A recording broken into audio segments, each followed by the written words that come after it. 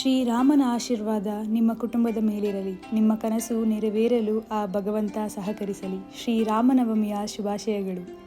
Very good morning. ಇದು Wednesday morning. ನಾನು ನಿಮ್ಮ ಪ್ರೀತಿಯ ಮೈಸೂರು ಹುಡುಗಿ. ಹಬ್ಬದ ದಿನ ಬೇಗನೆ ಎದ್ದು ಸ್ನಾನ ಮಾಡಿ ದೇವಸ್ಥಾನಕ್ಕೆ ಹೋಗಿದ್ವಿ. ದೇವಸ್ಥಾನದಲ್ಲಿ ಇವತ್ತು ಕೋಸಂಬರಿ ಹಾಗೆ ಪಾನಕ ಕೊಟ್ಟಿದ್ರು. ಅದನ್ನ ಕುಡಿದು ರೂಮಿಗೆ ಬಂದೆ. ಇವತ್ತಿನ ತಿಂಡಿಗೆ ನಾನು ನೆನ್ನೆನೆ ರಾಗಿ ಅಂಬ್ಲಿ ನೆನೆ ಇಟ್ಟಿದ್ದೆ. ಅದ್ರ ಜೊತೆಗೆ ಸ್ವಲ್ಪ ಮಜ್ಜಿಗೆ, ಈರುಳ್ಳಿ, ಉಪ್ಪು ಸೇರಿಸಿ ಕುಡಿದೆ. ತುಂಬಾನೇ ಚೆನ್ನಾಗಿತ್ತು. ಅದಾದ್ಮೇಲೆ ರೂಮಲ್ಲೇ ಕುತ್ಕೊಂಡು ಓದೋದಕ್ಕೆ ಸ್ಟಾರ್ಟ್ ಮಾಡಿದೆ. ನಾನು ಯಾಕೆ ಈ ವೀಕು ಲಾ ಕ್ಲಾಸ್ ಅಟೆಂಡ್ ಮಾಡ್ತಾ ಇಲ್ಲ ಅಂದ್ರೆ, ಅವ್ರು ಮಾಡ್ತಿರೋ ಪಾಠ ಚೆನ್ನಾಗಿಲ್ಲ ಅಂತ ಹೇಳೋದಕ್ಕಿಂತ ನನಗೆ ಅವ್ರು ಮಾಡ್ತಿರೋ ಪಾಠ ಅರ್ಥ ಮಾಡ್ಕೊಳ್ಳೋದಕ್ಕೆ ಸ್ವಲ್ಪ ಕಷ್ಟ ಆಗ್ತಿದೆ ಅಂತ ಹೇಳಿದ್ರೆ ಸೂಕ್ತ.